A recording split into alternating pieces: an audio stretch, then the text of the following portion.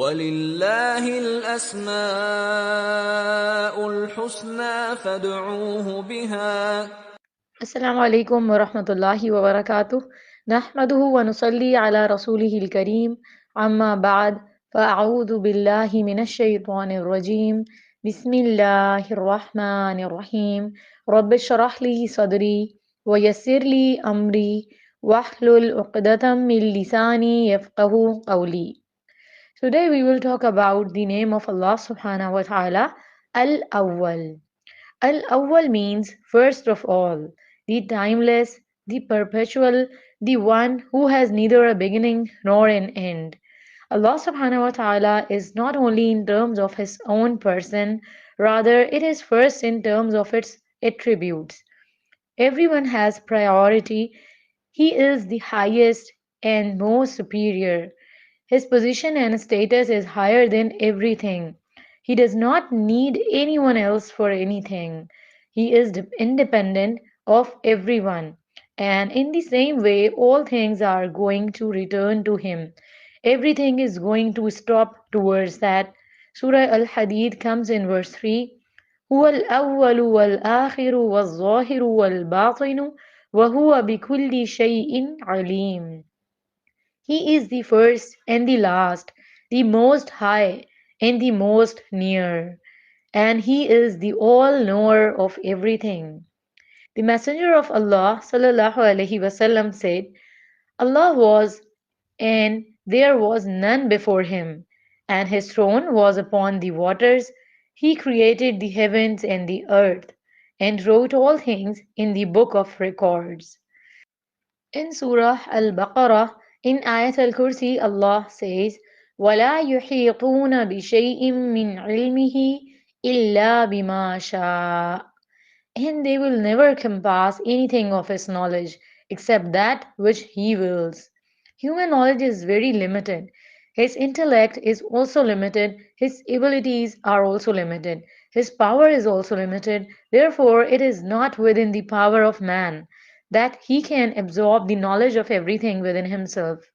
Therefore, Allah subhanahu wa ta'ala has given man only the necessary knowledge. Humans and angels also admitted that their knowledge is limited. It is in Surah Al-Baqarah, verse 32, قالوا سبحانك لا علم لنا إلا ما علمتنا إنك أنت العليم الحكيم. They, angels, said, Glory be to you. We have no knowledge except what you have taught us. Verily it is you, the all-knower, the all-wise. This shows that the knowledge of man, the knowledge of the angels, is very limited. Perfect knowledge belongs to Allah subhanahu wa ta'ala alone. Similarly, there is another example of Hazrat Khidr alayhi salam. Once someone asked a question to Hazrat Musa alayhi salam, does anyone have more knowledge than you? That is, does anyone know more than you? So Hazrat Musa alayhi salam said, I don't know anyone who has more knowledge than me except myself. So Allah did not like this. Allah Almighty said to Musa alayhi salam, Go to one of our servants who has more knowledge than you. Learn something from him. Musa alayhi salam traveled a long distance and met Khidr alayhi salam and said, May I walk with you so that you tell me the things of guidance that Allah only taught you. Khidr alayhi salam said to Musa alayhi salam, You cannot be patient with me. Allah has given me knowledge that you don't know, and I do not know what knowledge has been given to you. Khidr alayhi salam knew a lot, but he also expressed his lack of knowledge, saying, What you know, Musa alayhi salam, I do not know. Because Allah subhanahu wa ta'ala has given every creature, every human being, knowledge in a particular field above anyone else. Surah Yusuf comes in verse 76, وَفَوْقَ كُلَّ ذِي عِلْمٍ عَلِيمٍ. Over all those endowed with knowledge is the all-knowing Allah subhanahu wa ta'ala. They both went on a journey. When they were in a boat, a bird sat on the edge of the boat and drank a few drops of water from the river with its beak. Khidr alayhi salam said, O Musa, My knowledge and yours would have reduced as much from the knowledge of Allah as the bird did from this water. Therefore, compared to the knowledge of Allah subhanahu wa ta'ala, the knowledge of man, not an ordinary human being, but a prophet and a special chosen servant of Allah, to whom Allah subhanahu wa ta'ala had taught many things, their knowledge is very minor than what will happen to the rest of the human beings. Then likewise, al-awwal, it also means that he is at the first rank in every attribute that he has, and none of his creature has what Allah, the Lord of the worlds, has. He himself, in his attributes, in his actions, in his knowledge, in his power, he is higher than the creation in everything. Then it is the same. None one has primacy except Allah subhanahu wa ta'ala, even the prophets, peace be upon them all, are not in the possession of Allah subhanahu wa ta'ala. Muhammad sallallahu alayhi wasallam, may Allah grant him peace.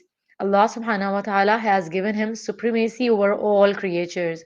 He has given supremacy over all human beings.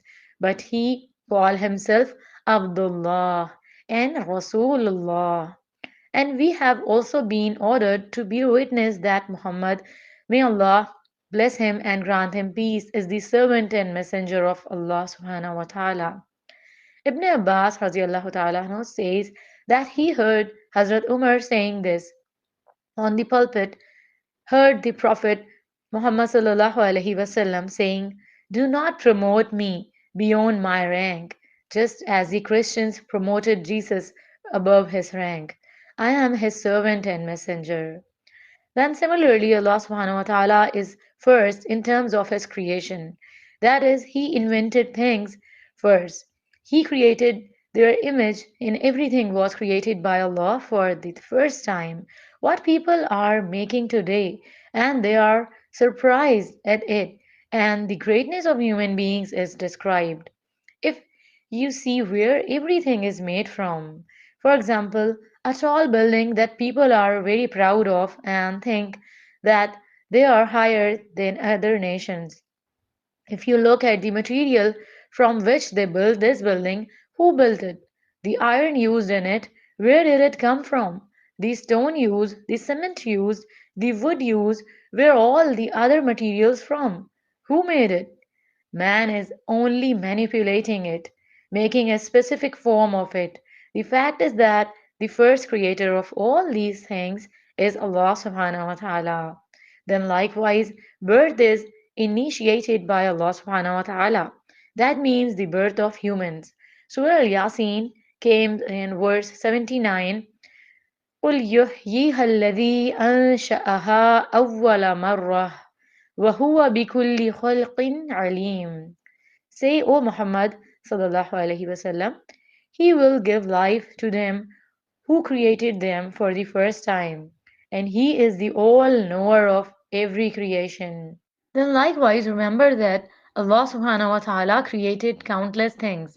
Abdullah bin Thabit radiallahu ta'ala anhu said to his son, I heard the Messenger of Allah sallallahu alaihi wasallam saying, the first thing that Allah created was a pen. Then he said to it, write. So he said, O my Lord, what should I write? Allah said, write down the destiny of everything until the day of judgment is established. O my son, I have heard from the Messenger of Allah, may Allah bless him and grant him peace. He who dies without this belief is not from me. That is, not only that we must believe that Allah subhanahu wa ta'ala created the first thing, the pen, but also that Allah subhanahu wa ta'ala gave all the information about things to the pen before creating them, ordering it to write, gave it, and he wrote it down. That is, the pen began to write down everything that would happen until the day of resurrection. The knowledge of Allah subhanahu wa ta'ala is so complete that the things that have not yet come into existence and their color, shape, and their number, everything related to them are contained in the record within in Lawh Mahfuz. Then it should be remembered that Allah subhanahu wa ta'ala, along with being Al Awwal, is also the doer and the all powerful. His attribute is that he is the creator from all time to the end, and all things he has created are under his control. And then, within them, he also changes what he wills, as he wills can do. Then, similarly, that is, we should also pray with this attribute of him. He should also be called by this name. And while praying, instead of asking for your needs, you should mention Allah first. That is why in the beginning of the dua, the glorification of Allah subhanahu wa ta'ala is recited, Durood Sharif is recited, that dua is accepted. And this is the manners of praying. In normal everyday life, whenever you have to mention anything, always give priority to Allah subhanahu wa ta'ala. In any case, anywhere, Allah will be mentioned first, above all, first of all. Then that this name should have an effect on the life of the servant. First of all, we must be sure that Allah subhanahu wa ta'ala is the first in his self and his attributes. All other work in their place, human rights have also their place. Services to people, all the work of the world, self eating, drinking, sleeping, fulfilling other needs, all things are in their place. But the first thing among them all, first right belong to Allah subhanahu wa ta'ala because He is the first. Then everything should be returned to Him because Allah is the Lord of the worlds and the source and the end of all things. Then that we in our lives make Allah subhanahu wa ta'ala the number one priority. That the most important thing for me is to make Him happy. So then let us take priority in good deeds. Let us do all this for the pleasure of Allah subhanahu wa ta'ala and move forward in the work of good deeds. Then in the same way, one should not be late in obeying the order of Allah subhanahu wa ta'ala. We should not take anything with the intention that if those people are doing it, then we should do it too. Rather, do it because my Lord commands. In Surah Al-Baqarah, verse 165, Allah subhanahu wa ta'ala says, وَالَّذِينَ آمَنُوا أَشَدُّ حُبًّا لِلَّهِ. Those who believe have intense love for Allah subhanahu wa ta'ala. The man who loves Allah, he must want to please Allah and he will not slacken and delay in words. When the hypocrites stand up for prayer, they get up out of laziness. Because if there is no love in the heart, if there is no faith, that is why Allah subhanahu wa ta'ala commanded us. It is in Surah Al-Zariyat, verse 50, فَفِرُّوا إِلَى اللَّهِ. So flee to Allah. Similarly, in Surah Al-Baqarah, verse 148 said, فَاسْتَبِقُوا الْخَيْرَاتِ. Haste in good deeds mean run in good deeds, get ahead of each other. Similarly, of the close angels of Allah subhanahu wa ta'ala, فَالسَّابِقَاتِ سَبْقًا فَالْمُدَبِّرَاتِ أَمْرًا. In Surah Naziat, verse 4 and 5, this attribute was mentioned. Then of those who run forward, then of those who plan every matter. That is, those who are going to go ahead and do their work. Then likewise, this is also the attribute of the prophets that they used to run in good deeds. He said in Surah Al-Anbiya, verse 90, إِنَّهُمْ كَانُوا يُسَارِعُونَ فِي الْخَيْرَاتِ وَيَدْعُونَنَا رَغَبًا وَرَهَبًا وَكَانُوا لَنَا خَاشِعِينَ. Verily, they used to hasten on to do good deeds, and they used to call on us with hope and fear, and used to humble themselves before us. It is not that only angels excel or the prophets excelled and the companions excelled. In every era, there will be people who run and advance in the path of goodness, and how much Allah subhanahu wa ta'ala appreciates such people. May Allah subhanahu wa ta'ala help us to be in one of them. The Prophet sallallahu alaihi wasallam said that Allah subhanahu wa ta'ala said, O son of Adam, if you stand towards me, I will come towards you. Then come towards me, then I will run towards you. About such people comes in Surah Tawbah verse 100 said, and indeed differs among the immigrants and the Ansar and those who follow them in good deeds. Allah is pleased with them all, and they are pleased with Allah. And He has prepared for them gardens under which rivers flows, will always remain in them. That is the great success. To become a Sabiqun al-Awwalun, it is necessary to do good deeds quickly, do them early. For example, Prophet ﷺ blessed those who work in the first part of the day. Allahumma barik li ummati fi bikuriha. O Allah, bless my ummah in the morning. Then similarly, the virtue of praying at the first time is greater. The Prophet was asked, which is the best action? So he said, performing namaz at first time.